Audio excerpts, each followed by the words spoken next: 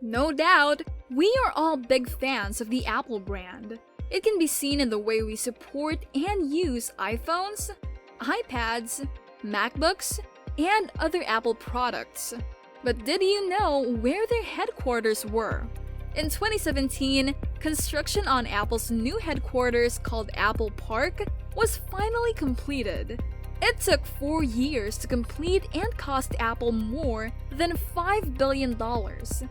This stunning architecture, designed by Steve Jobs, sprawls across 176 acres of land and becomes one of the most beautiful and expensive buildings in the world. So buckle up, because we're going on a tour of the world's largest environmentally friendly offices designed by Steve Jobs. Hi everyone, welcome back to the Life of Luxury. Savor the flavor of exploring wealth, where we post videos about life and luxury. Join us on an exciting video as we explore the wonderful lives of the elite. We are absolutely thrilled to share our knowledge with you.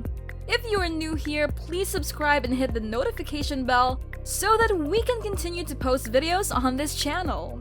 And don't forget to leave a comment and we'll make sure to engage and start some interesting discussions with you. Let's begin with the main building on Apple's campus, which is officially known as The Ring. In 2017, 12,000 Apple employees began filling positions in the 4-story, 2,800,000 square foot structure. The exterior of The Ring is made up of 36 to 47 foot-long curved glass panels. As a result, an open, seamless panoramic view of the outdoor landscape is obtained. A walkway runs around the inside and outside of the building, so it would take about 7.5 minutes to walk to the other side, or about 15 minutes to walk all the way around. Also, Apple Park was designed to be as open as possible in order to foster the free flow of ideas through chance meetings between employees. That is why office spaces are divided into pods or open office spaces where workers can concentrate. Now, another way The Ring promotes employee interaction is by having one large restaurant. Cafe Max is the restaurant's name, and it has the world's largest 4-story sliding glass doors, which open to the courtyard on nice days and can foster interactions between employees. Now, a 2-story parking garage with reflective white tile, domed ceilings, and traffic lights seamlessly integrated into the street signs is hidden beneath the 4-story behemoth. This allows workers to enter and exit Apple Park without obstructing the stunning view. So if you love landscaping activities, you will probably enjoy this, because the next thing we're gonna do is walk through the landscaping of Apple Park. Now, Steve Jobs requested that the campus be more like a nature preserve than an office park, so roughly 80% of Apple Park is green space, planted with drought-resistant trees and indigenous plants. He tracked down one of the arborists in charge, David MUFFLY, who oversaw the planting of 9,000 indigenous trees in Apple Park.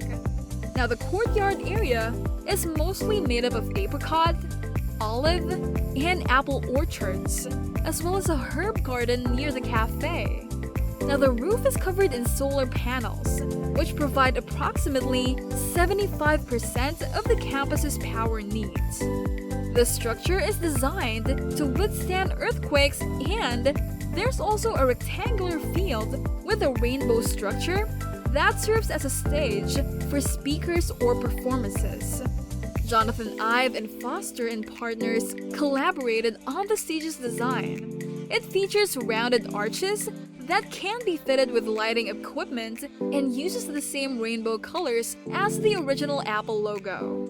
But it's worth noting that The Ring is only one of the several structures at Apple Park. If you go to the northwest area, which you can get to by riding one of the gray Apple bicycles, you will notice a building called the Glendenning Barn. And it wasn't originally planned by Apple. They wanted to completely demolish it. But the city of Cupertino had already designated it as a historical site in 2004. So after some deliberation, Apple agreed to keep the barn and use it to store landscaping tools and materials. So besides Glendenning Barn is a 100,000 square foot fitness and wellness center. There are changing rooms, showers, laundry services, group workout rooms, and a 2-story stone yoga room. Moving south, you will come across the sports fields, where employees can play basketball or tennis. The Apple Park Central plant, which is connected to the southern parking garage, is even further south. Fuel cells, backup generators, chillers, condenser water storage, hot water storage, an electrical substation, and water and fire pumps are all housed in the central plant. While the parking garage provides an additional 9,000 parking spaces for employees, Apple Park has a total of 14,200 parking spaces. Heading east from the southern garage, you'll find the Steve Jobs Theater, which seats 921 people. It is a circular structure made of curved glass panels that's topped with the world's largest carbon fiber roof. Because the glass panels function as roof support beams, no columns or beams are required. And in case you're wondering, the actual theater is located underground. Yes, you can enter the theater via a glass elevator that slowly rotates while descending, allowing it to have only one door instead of two. Heading northeast from the theater is the Visitor Center, the only part of Apple Park that is open to the public. It is a 2-story structure with 4 main areas.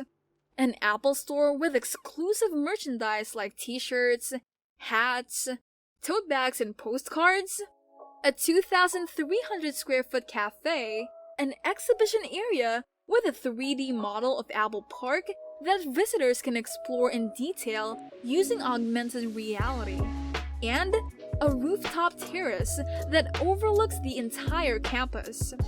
The visitor center also has an underground parking garage with nearly 700 spaces.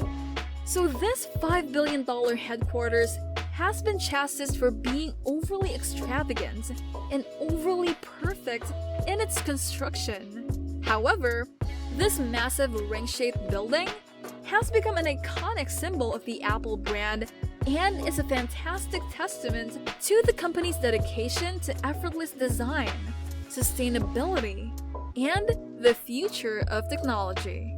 So what are your thoughts on Steve Jobs' stunning architecture now that you've toured the Apple headquarters? Tell us in the comments below. Also, if you want to learn more about other expensive and extravagant buildings like Apple Park, keep an eye out for our next video upload where we feature the most expensive villa in Dubai. That's it for now.